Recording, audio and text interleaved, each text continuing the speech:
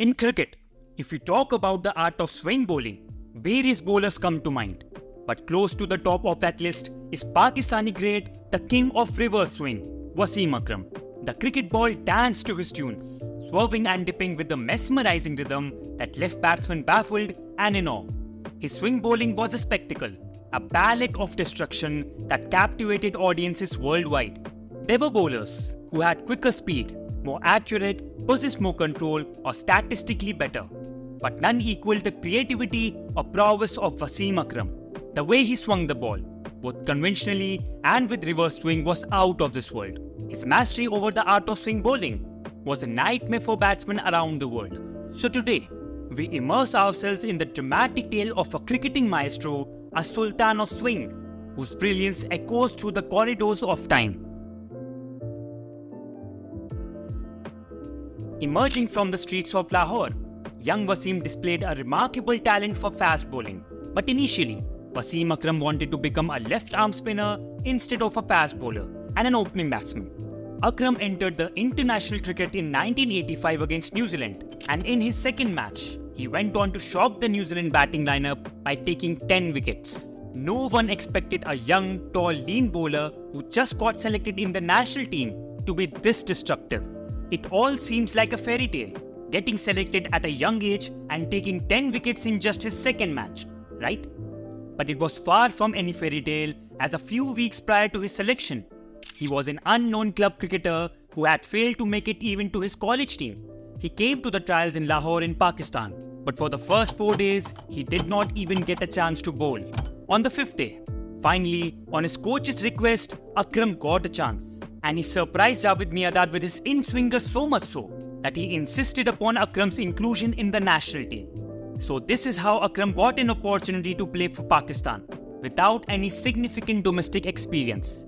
It was a gamble, obviously, but Akram did not let his supporters down, as from the very first game, he started to show his magic of swing. Shortly after, Pakistan toured Australia, and again, the Sultan of Swing continued to shine by taking 5 wickets for 21, and his praise included the likes of Alan Border, Dean Jones and Kepler Wessels. The talent that Akram had was well complemented with the guidance he got by Imran Khan. He had a great hand to uplift Akram's career, and right from the beginning, he took Wasim Akram under his wings, and after that, Wasim did not stop flying. Akram was a man possessed of accurate control of line and length, accompanied by seam and swing bowling skills extended to both in-swingers and out-swingers. With a very quick bowling action, he could bowl equally well from both sides of the wicket. It seemed that the ball would turn in any direction that Akram wants it to turn, and rarely any batter was able to read him. It could swing early or late, cut away and back, hang in the air or dart through.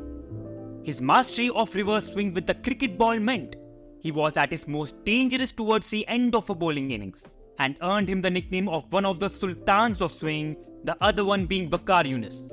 Together, Wasim and Waqar, known as the two doubles of the Pakistani team, were one of the most successful bowling partnerships in the history of cricket.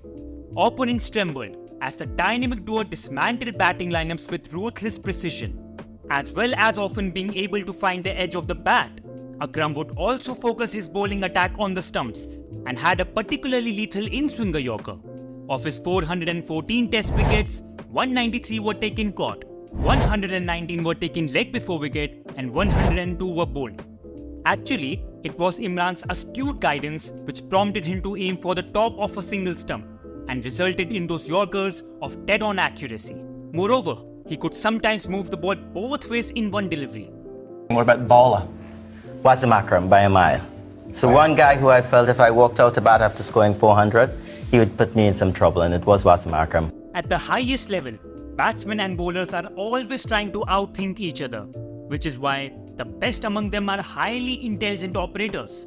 In that regard, Wasim was in a league of his own. Akram could confuse the very best of batsmen with his variety, but he did it in such a way that they often found themselves grappling for answers. The ball which bowled Rahul Dravid at Chennai in 1999 was one such. It tipped in and swerved away to take the off-bail past his ball-like willow, leaving Rahul Dravid bamboozled. We all know that no paceman ever was better at reverse swing or a swinging yorker, but personally, I have never seen a bowler who could bowl so many type of deliveries in a single over. At his best, he could cut the best of batting lineups into slices, literally ripping the flesh off them. The year 1992, a chapter etched in gold in the story of Wasim Akram. In the crucible of the World Cup, he became the architect of Pakistan's triumph. His lethal swing and fearless batting in the final created a masterpiece that would forever be etched in the cricketing folklore. He was the highest wicket taker in the tournament with 18. But what was more important, that he turned up for his team in the final against England. And boy, he did. Batting first, Pakistan were able to reach 249 with the help of Akram's 33 of 19 balls. And why I'm saying this innings was so important is because Pakistan won by just 22 runs. And if Akram had not produced that swift 33 runs, who knows? Pakistan would be without a World Cup till this day. Akram not only showed his batting skills, but also took 3 crucial wickets to break the backbone of the Englishman. Early on, he took the wicket of the dangerous Sir Ian Botham, and the next 2 were arguably the greatest balls ever bowled in the history of the World Cup. For Alan Lamb, he bowled the perfect round-the-wicket out-swinging reverse ball, absolutely unplayable, and in the very next ball, he took Chris Lewis with a length-in swinging ball which destroyed the hopes of England. Akram himself said that these 2 deliveries were the best that he has ever bowled in his career. And due to his heroic contribution, he was named the man of the match and Pakistan won the 1992 Cricket World Cup. The great Sachin Tendulkar perfectly described Wasim Akram with his statement, "Wasim was a master. He made the ball talk. His run-up was so natural. Unlike most fast bowlers, he didn't need to measure his steps. He could just start from anywhere and still be as effective. He ran through the crease so quickly, you hardly had time to set yourself up." Akram played 104 test matches, claiming 414 wickets at an average of 23.62 and took 25 5-wicket hauls. Among these, he took 2 test hat-tricks. And what sets the Sultan of Swing apart? As great as he was with the ball in hand, he was also quite useful with the bat and came late down the order to score some useful runs. He scored 2,898 runs including 3 centuries and 7 half-centuries at an average of 22.64. His 257 not out against Zimbabwe in 1996 is the highest by a number 8 batsman in tests. He hit 12 sixes in that game and it stands to this day as the record for the most sixes by any player in a test innings. In addition, he played 356 ODI matches taking 502 wickets at an average of 23.52. He was the first bowler to reach 500 wicket mark in ODI cricket and he did so during the 2003 World Cup. Wasim Akram is the second most ODI wicket takers of all time, after Muthaiya Muralitharan. With the bat, he scored 3,717 runs consisting of 650s at an average of 16.52. He took 4 hat-tricks in international cricket, 2 in ODIs and 2 in tests. To mark his outstanding career, he was named by Wisden in an all-time Test World 11, making him the only Pakistani to be on the list.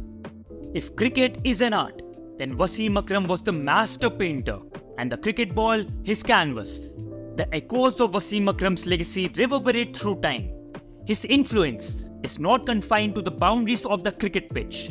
The young fast bowlers who follow him carry his spirit, attempting to recreate the symphony of the Sultan in their own careers.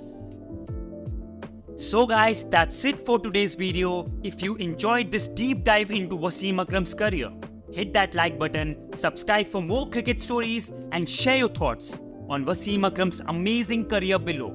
Until next time, this is Cricket Stories signing off.